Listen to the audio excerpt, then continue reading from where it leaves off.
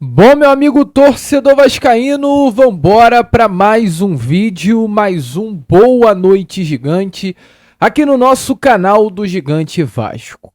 Ingênuo vascaíno, é você que acha que o Vasco da Gama e Flamengo ainda não começou. E mais do que isso, ingênuo é quem acha que a rivalidade desse clássico dos milhões teve um fim. Ela não acabou, vascaíno. Ela continua e ela segue mais forte do que nunca. Pois a luta não é apenas contra o Flamengo. A rivalidade não é apenas contra um clube com sede na zona sul do Rio de Janeiro. Não. O adversário é muito maior. A luta é muito mais complicada. É contra Flamengo, é contra Ferge, é contra o BEP, é muita coisa envolvida. E a gente vai falar sobre isso. Porque, meu amigo vascaíno, é o cúmulo do absurdo. Acaba-se de ser divulgada, e a gente vai trazer, é claro, com mais detalhes a vocês essa informação, a notícia de que o Vasco da Gama e Flamengo, deste próximo sábado, onde o Vasco quer levar para o Newton Santos, caso aconteça nesse estádio, terá os portões do setor sul e do setor norte fechados. O que a Ferge alega, o que o BEP alega, falta de segurança. Engraçado é, o Botafogo joga no Newton Santos todos os clássicos. Eu jamais vi o BEP proibindo a abertura dos portões sul e norte por falta de segurança. E por que, quando o Vasco manda o jogo lá, o BEP alega isso? A luta é muito maior, vascaína. A gente vai falar sobre isso. Vamos falar também sobre um assunto muito importante, tá? Nesse Boa Noite Gigante, esse imbróglio envolvendo o Vasco 777 Partners, que tomou conta do noticiário Cruz Maltino nesta terça-feira, tá? Além disso, a situação envolvendo o plano de recuperação judicial do Vasco, a gente vai explicar isso daqui a vocês também nesse vídeo. Teremos aí um Boa Noite Gigante bem agitado, bem movimentado, cheio de novidades e informações a todos vocês. Entretanto, meu amigo vascaíno, antes de começar o vídeo, tá? Antes de deixar todos vocês muito bem informados, né, sobre o nosso Cruz Maltino, como sempre faço aqui no canal, quero dar as boas-vindas a todos vocês que estão chegando aqui pela primeira vez. Para quem ainda não me conhece, muito prazer. Eu sou o Lucas, você está no canal do Gigante Vasco. Esse daqui é o canal do Torcedor Vascaíno. Estamos aqui todos os dias, 3 vezes por dia, com a Acorda Vascão saindo sempre às 7 horas da manhã. O Fala Gigante, que é o nosso segundo vídeo do dia, saindo sempre pela parte da tarde. E o Boa Noite Gigante, que é o nosso terceiro e último vídeo do dia, saindo pela parte da noite. Eu, Lucas, conto muito com o seu like, o seu joinha, o seu gostei, que é de sua importância para o crescimento e para a divulgação do nosso conteúdo. Show? Vambora então, vascaíno, sem muita enrolação, falar logo, né, de Vasco da Gama. Eu quero começar aqui, primeiramente, esse Boa Noite Gigante, já falando de todo esse imbróglio envolvendo aí o Vasco e Flamengo. Uma semifinal que está marcada para esse próximo sábado, às 6 horas da tarde, às 18 horas, jogo de ida, e o jogo de volta também, tá? Às 6 horas da tarde, 18 horas do sábado, sem ser nesse. O próximo, salvo engano, dia 9, né, de março. O Vasco teve uma orientação da Ferge, assim como há essa orientação em todos os anos, de levar essa partida para o Maracanã. Foi um pedido da Ferge, um consenso, né, de início entre os clubes, assim como é tradicional no Rio de Janeiro, que os clássicos, principalmente durante o Campeonato Carioca, aconteçam no estádio que deveria ser dos 4 grandes do Rio. Entretanto, o Vasco ele botou pela primeira vez o pé na mesa. O Vasco, pela primeira vez, se posicionou de uma forma, ao meu ver, correta. Porque sim, é tradição do Rio de Janeiro, Vasco e Flamengo ser no Maracanã. Sim, é tradição, é histórico, um Vasco e Flamengo acontecendo no estádio do jornalista Mário Filho e milhões de torcedores vascaínos e flamenguistas lotarem o estádio. É tradição o Rio de Janeiro parar quando acontece um Vasco da Gama e Flamengo no Maraca. É bonito de se ver, é legal de se ver. E sempre foi histórico, porque o Maracanã era um estádio dos dois. O Maracanã nunca foi um estádio do Flamengo. O Maracanã nunca foi um estádio do Vasco. O Maracanã nunca foi um estádio do Fluminense. O Maracanã nunca foi um estádio do Botafogo. O Maracanã sempre foi um estádio do estado do Rio de Janeiro. Tanto que se a gente olha para o passado, salvo engano, em 1981, Bangu e Coritiba fazem uma final de Campeonato Brasileiro no Maracanã. O Bangu joga o jogo no Maracanã. Por que isso? O Maracanã, volto a repetir, é um estádio do estado do Rio de Janeiro, onde todos os clubes que disputam o Campeonato Carioca, todos os clubes carioca tinham o direito de jogar e têm que ter o direito de jogar. Entretanto, em determinado momento da história, pelo fato da dupla Fla-Flu não ter um estádio próprio, passou a tomar de assalto o Maracanã. Eu acho que essa é a frase ideal. Tomar de assalto o Maracanã. Maracanã foi tomado de assalto pela dupla Fla-Flu. E hoje o Maracanã não é mais do Vasco, do Botafogo. Hoje o Maracanã é dito por Flamengo e Fluminense como um estádio deles. Para o Vasco jogar uma partida no Maracanã é uma burocracia danada. Para o Vasco jogar uma partida num estádio que é dele também, o Vasco tem que fazer o papel e se prestar o papel de entrar na justiça, o que é ridículo, o que é vergonhoso. O Vasco, tirando os clássicos, joga no máximo 2, 3 partidas por ano no Maracanã. Eu não lembro, inclusive no ano passado, do Vasco ter jogado um jogo no Jornalista Mário Filho, no nosso Maraca. Eu não lembro. Não consigo me lembrar. Se você lembra, deixe a sua opinião nos comentários, porque eu não lembro. Eu lembro que em 2023 a gente até joga muitas partidas. Eu fui no Vasco e Palmeiras no Maracanã. Teve o Vasco e Atlético Mineiro também no Maracanã. O Vasco, de fato, joga em algumas partidas no Maraca. Em 2022 também, o Vasco Sport, onde estive presente. O Vasco Cruzeiro naquela Série B do Brasileiro. Mas no ano passado eu não lembro. Apenas o Vasco e Nova Iguaçu no Campeonato Carioca. Mas o que eu quero dizer é sempre uma burocracia. E a gente pouco joga no Maracanã.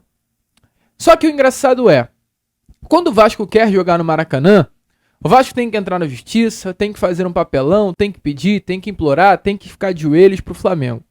Agora, quando a Ferg quer que o Vasco jogue no Maracanã e o Vasco não quer jogar por direito dele, há problema também. Então, assim, quando o Vasco quer jogar no Maracanã, não pode. Agora o Vasco também, quando não quer jogar no Maracanã, tem que jogar.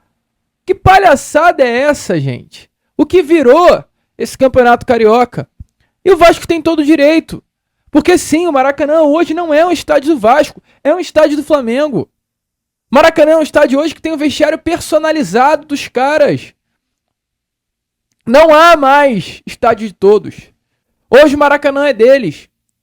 E ao ser questionados, os atletas que vestem a camisa do Vasco da Gama, indagados sobre as semifinais, onde gostaria que o jogo fosse, todos responderam, longe do Maracanã.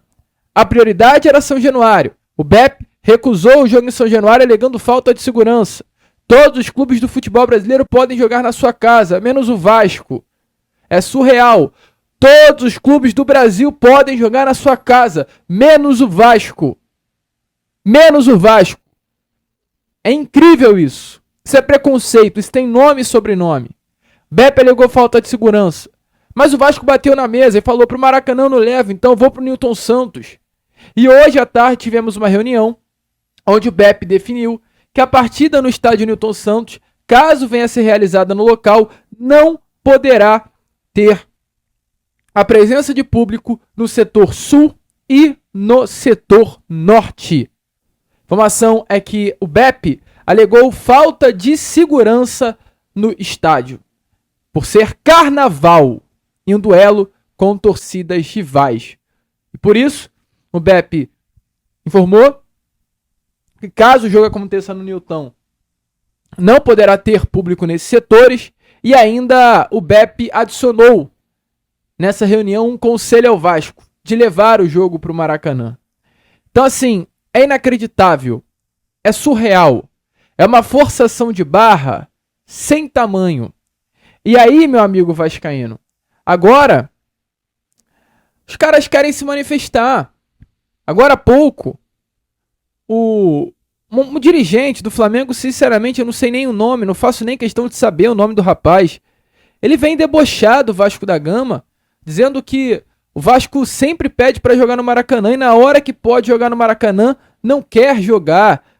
Aí outros debochando do Coutinho, que o Coutinho, alguns dias atrás, se manifestou contra o gramado sintético e aí zoando, né? O fato do Coutinho agora querer jogar no Newton ao invés do Maracanã. Então, assim, é definitivamente vergonhoso, vascaíno. Posturas que irritam, tristecem e, principalmente, cansam muito.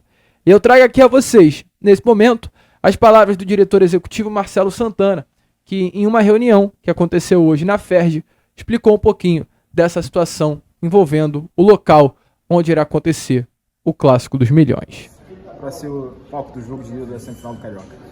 Boa noite, prazer falar com todos. Primeiro que o Vasco joga em qualquer estádio, o Vasco não tem nenhuma objeção a qualquer campo de jogo. Se fosse pelo desejo único e exclusivo do Vasco, a gente jogaria no estádio de São Januário. Esse tem sido o posicionamento adotado na maioria das partidas pelo presidente Pedrinho.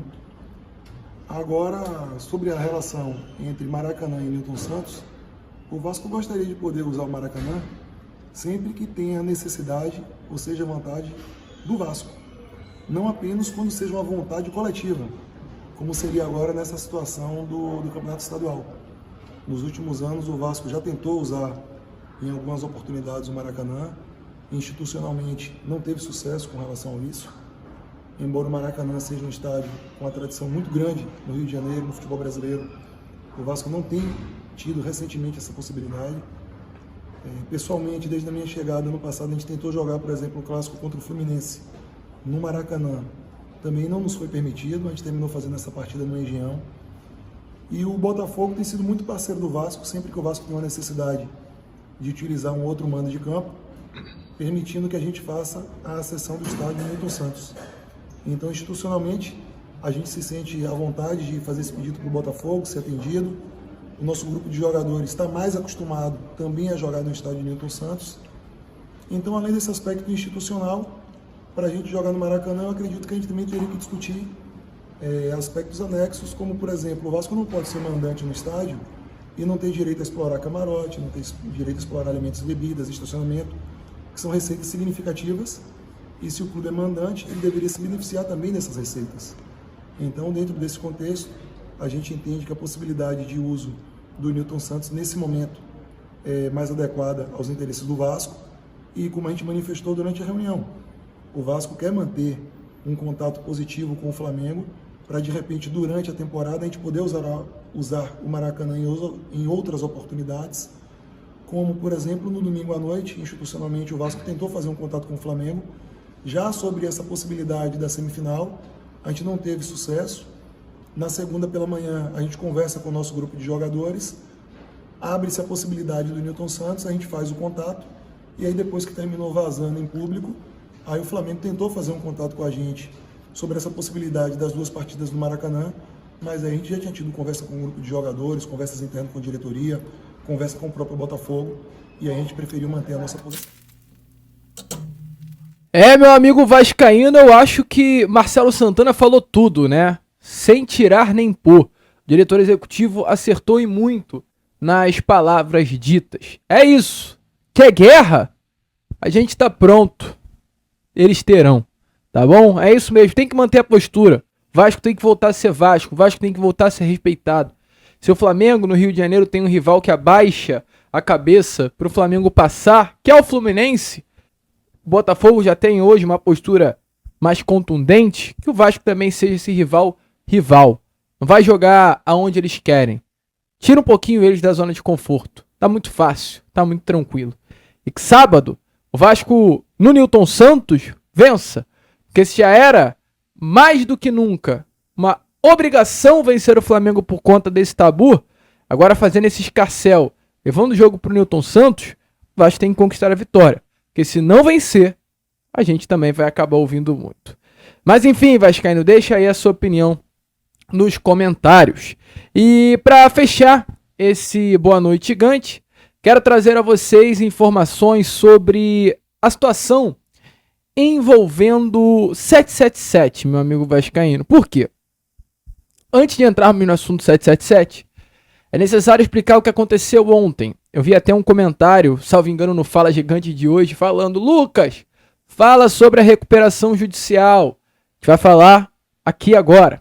Vasco ontem, através de uma nota oficial, informou que entrou com um pedido de recuperação judicial.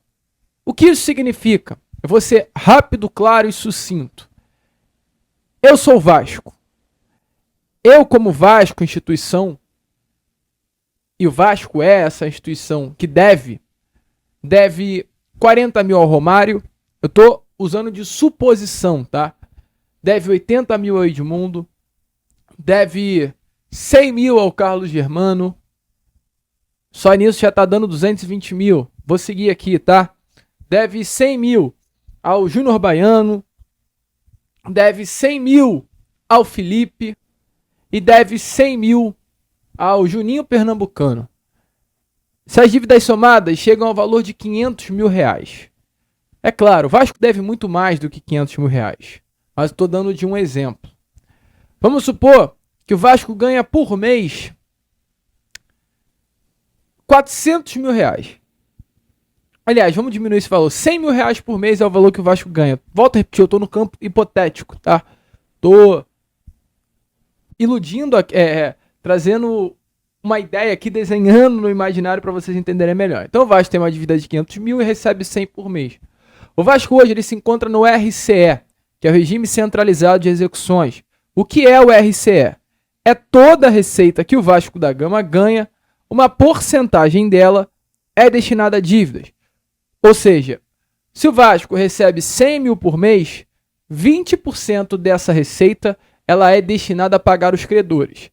Então, o Vasco deve 500 mil, o Vasco recebe 100 mil por mês, 20% vão para os credores. Então, desses 100 mil, 20 mil vão para os credores e 800 mil fica com o Vasco. Entretanto, qual é a situação? O Vasco deve 500 mil, só que apenas 20 mil vão para os credores. E sabe o que acontece? Esses 20 mil, ele é dividido em todos esses credores que eu citei. Os 20 mil, ele vai para o Júnior Baiano, ele vai para o Juninho, ele vai para o Romário, ele vai para o Edmundo, ele vai para o Felipe. Uma parcela desse tamaninho para cada atleta. E aí qual é a situação? A dívida ela nunca é paga individualmente a cada credor. E ano a ano essa dívida tem juros. Então o Vasco ele fica praticamente num ciclo infinito de dívida. O Vasco nunca consegue atacar a sua dívida, pagar a sua dívida, porque todo ano fica somando juros e o Vasco todo mês perde 20% da sua receita e paga quase nada da dívida junto aos credores. Então, o que o Vasco fez? Plano de recuperação judicial. O Vasco entrou com esse pedido na Justiça, a Justiça tem por expectativa aceitar, tá, esse pedido, e o Vasco da Gama fará o que com isso? Ao invés de todo mês 20% da receita ir para os credores, o Vasco da Gama ele sairá do RCE, que é esse Regime Centralizado de Execuções, e vai atacar a dívida direto. O Vasco não deve 100 mil ao Carlos Germano, o Vasco vai chegar no Carlos Germano e falar: olha só, Carlos, eu devo 100 mil a você, certo? Vamos fazer o seguinte, ao invés de eu te dar, poxa, R$1.000 todo mês, eu vou chegar para você e vou dizer assim, ó, ao invés de te dar 100 mil, eu vou te dar 50 mil e eu te dou em 2 meses, pode ser? Pô, o Carlos Germano, que recebia R$1.000 por mês, ele vai aceitar receber em 2 meses 25 mil e matar a dívida. Então o Vasco ele consegue renegociar a dívida com os seus devedores por um valor menor, sem juros, atacando essa dívida de forma pessoal com cada devedor. É isso que o Vasco da Gama fará resumidamente. É isso que o Vasco da Gama entrou, para atacar a dívida e não perder 20% da sua receita por mês. Porque é um saco, é chato, né? Você todo mês receber uma receita. Vamos lá, o Vasco recebe aí, agora a gente vai para valores reais. Algo em torno de... Vamos lá, o Vasco vende o Ryan, 100 milhões de reais. 20 milhões, o Vasco da Gama já não teria, porque iria ser destinado ao RCE, é obrigação. O Vasco sendo do RCE, o Vasco tem 100 milhões, fica com os 100 milhões. E qual a informação melhor ainda? O Vasco da Gama, sendo aceita pela Justiça, né, esse pedido, o Vasco ainda em 2025 não terá a necessidade de pagar absolutamente nada. Por quê? Porque o Vasco ele vai entrar num... Eu esqueci o nome que se dá, mas o Vasco ele entrará num processo de não ter a necessidade de carência, isso. O Vasco entrará num período de carência em 2025.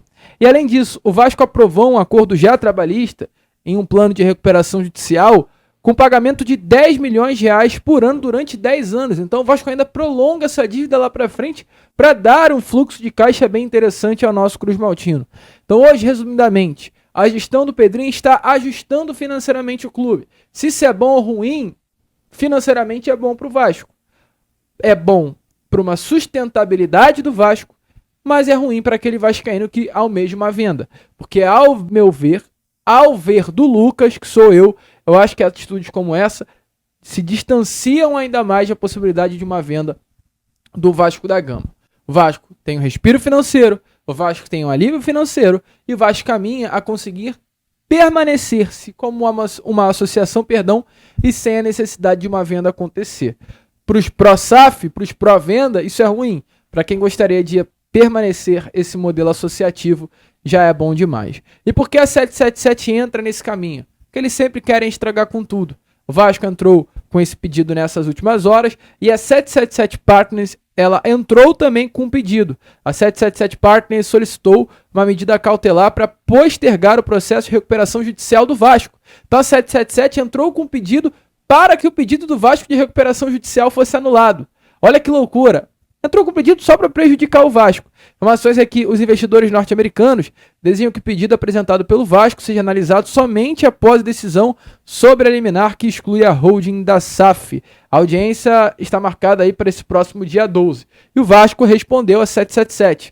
O Vasco solicitou na Justiça que se encontre quem responda pela 777. A diretoria, de acordo com informações do jornalista Diogo Dantas, vem buscando que os americanos indenizem o Vasco pelo não pagamento da dívida feita pelos próprios norte-americanos nesses últimos anos. O Vasco alega que a procuração outorgada, pela 777 no presente recurso não foi assinada pelos sócios, mas pela assessoria financeira que se encontra na gestão de seus ativos. Então, assim, a 777 entrou com um pedido para cancelar o pedido do Vasco. O Vasco solicitou na Justiça para encontrar quem responde pela 777, porque há um tempinho já vem tentando entrar em contato para que eles indenizem o Vasco da Gama por tudo que fizeram, mas não há quem responda, não há dono. Tá uma grande loucura pelo lado dos norte-americanos. Então, assim, a 777 definitivamente foi uma empresa que veio para estragar com o Clube de Regatas Vasco da Gama. Que bom que já não está mais presente. O certo é, meu amigo, a situação é essa. Clima quente, Vasco e Flamengo pegando fogo, temos aí nessa situação da 777 Partners e muitas coisas rolando no nosso Cruz Maltino. Loucura atrás de loucura. A gente vai ficando por aqui. Esse foi o nosso Boa Noite Gigante, o último vídeo dessa terça-feira. E já a gente está aí de volta, trazendo ainda mais novidades e informações com o nosso Acorda Vascão às 7 horas em ponto. Fechou? Conto com você, hein, vascaíno. Vamos que vamos, se inscrevam, compartilhem. E como sempre falamos aqui, saudações vascaínas.